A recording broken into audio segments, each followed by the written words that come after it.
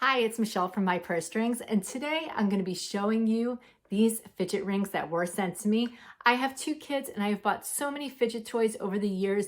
They really do help for your active kids to keep them busy, give their mind something to do. So let's open these up and see what's inside. So you're going to get 10 of these rings inside. So I probably would give just a couple to my kids and keep the rest for safekeeping. Maybe even keep a couple in my purse so they're ready and I can just give it out when needed.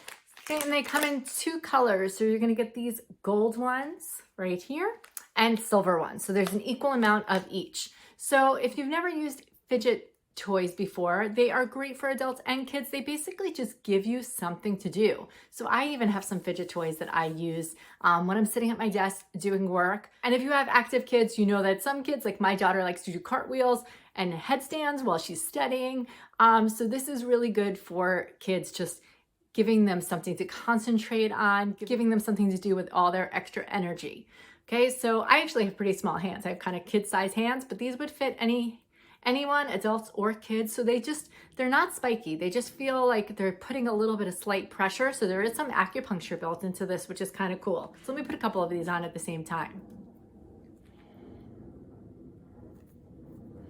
Okay, so you can be sitting at your desk or, just sitting when you're supposed to be quiet in school. A lot of schools do actually let your kids have these at school because they are quiet and they really don't distract anyone, but they do have a calming effect on the child. And these are really popular with the kids. My daughter already has at least one set, and here's my son trying it out for himself.